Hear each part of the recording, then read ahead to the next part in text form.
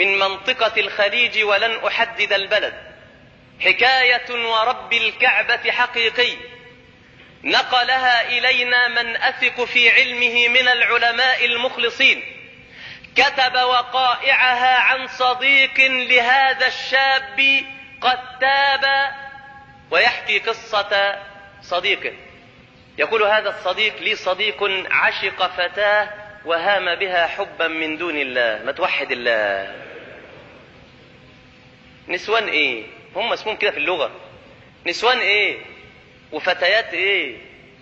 ربنا سبحانه انشراح الصدر بذكره وطمأنينة القلب بطاعته. شاب عشق فتاة وهام بها حبا من دون الله، أراد أن يتصل بها في الهاتف، أراد أن يتصل بها عبر الهاتف فأبت. عندها حياء، عندها كرامة، عندها عفة، عندها شرف، أراد أن يتصل بها بالهاتف. يا ريت نساء المسلمين يسمعوني.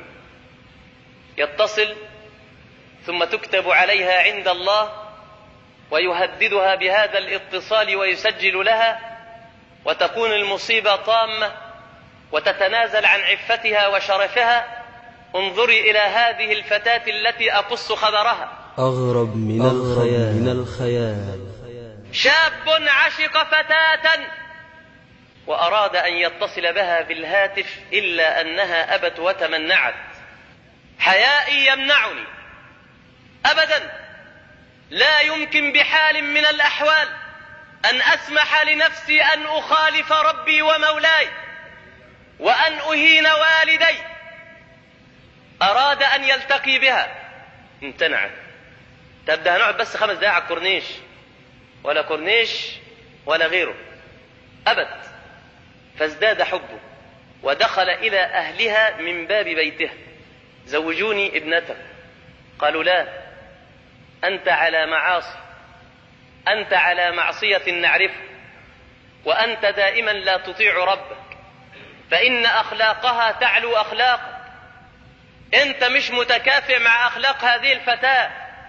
وجدوا أن هناك فارقا بين أخلاق الفتاة وأخلاق هذا الشاب، فرفض الأهل. يقول صديقه: فأخذ يشرب المسكر، ما ترك شيئا إلا وشربه حتى أدمن، وكان يطوف بالليل والنهار حول بيت الفتاة يريد أن يسترق ولو نظرة من هذه الفتاة.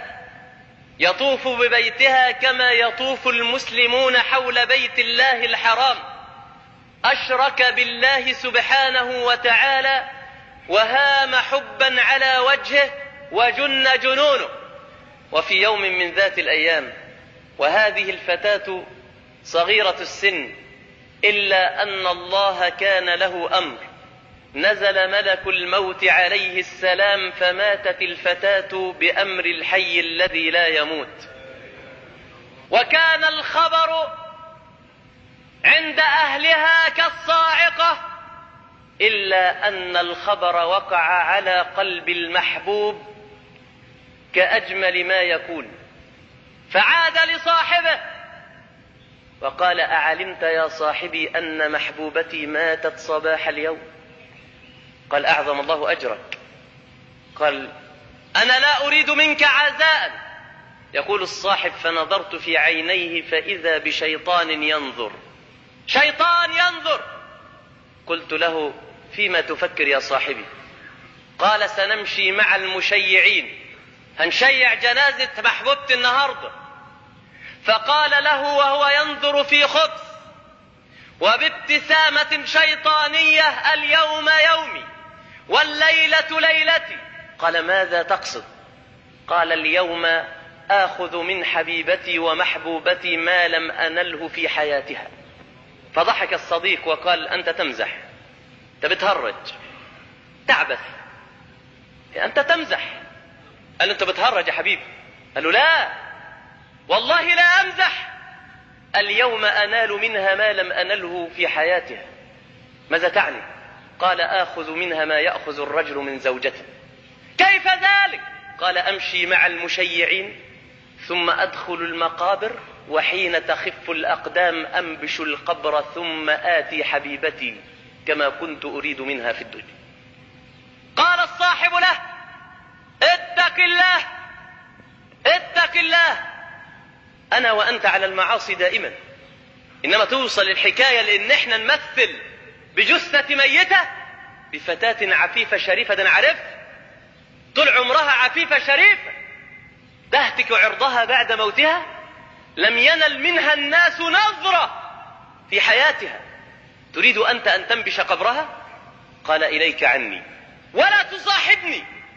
قال: فسرت معه خوفا عليه وإشفاقا به، وسرنا في الجنازة، الناس في حزن وهو في فرح وتشفي، ينظر للناس وكأنه يقول: جزاكم الله خيرا، عودوا، لقد أوصلتم عروستي، أوصلتم زوجتي ومحبوبتي إلى مكان أريده. فدفنوا الفتاة ثم عادوا وهم يدعون لها لأنهم يعلمون صلاحها. يقول الصاحب: وخلت المقابر من الناس ولم يبقى هناك إلا أنا وصاحبي، ينظر إلى المقبرة في تشفي وأنا أجذب يده وأشده من ثوبه: عد يا صاحبي، وهو يقول: إليك عني وإلا مزقت جسدك إربا.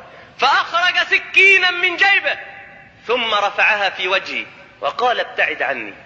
فأسرعت وعدت إلى الخلف، وقفت بعيدا أنظر لما يفعل ذلك الشيطان، فوجدت عجبا، نبش القبر، نبش القبر، الناس قد ساروا، تركوا العفيفة الشريفة التي ماتت بعفتها وشرفها وحيائها في قلب المقابر.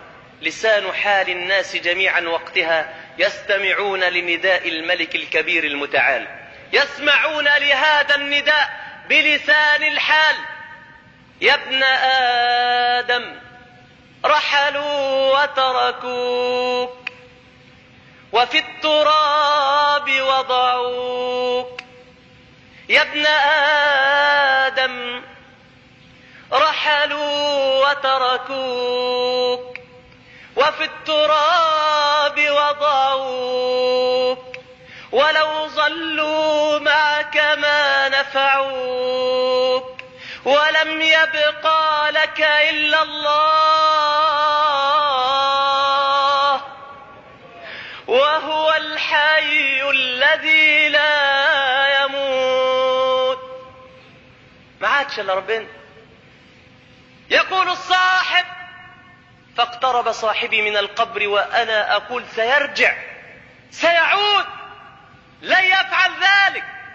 فنبش القبر وأخرج الفتاة العفيفة الشريفة من قبرها، ثم أمسك بسكين في يده ومزق الكفن وأخرج الجسد وجلس بجوارها ينظر بشيطانية إلى جسدها، وأراد أن يواقعها، فإذ بالله ينزل به ملك الموت، ينزل به ملك الموت فيموت في التو واللحظة، ويحفظ الله عرض الشريفة العفيفة التي ماتت.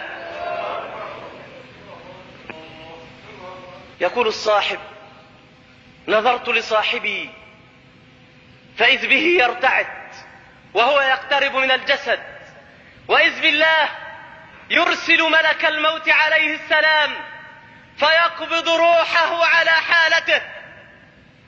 يقول الصاحب: فسقطت مغشيا عليه، ولم أدري بنفسي إلا بعد أن حل الليل، وعدت أقص خبره لعالم من العلماء، بل هو مشهور ذلك العالم، فقص الخبر، وأعيدت الفتاة بعفتها وشرفها إلى قبرها. فمن الذي حفظها؟ أغرب من الخيال، أغرب من الخيال. الله سبحانه وتعالى يتولى الصالحين، يتولى الصالحين، فاحذر يا مسكين.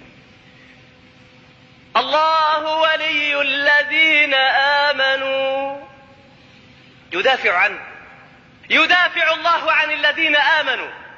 أراد أن يهتك عرض الفتاة الشريفة العفيفة، ملك الموت يقول له مهلا، اليوم يومك والليلة ليلتك، من ربك؟ فلا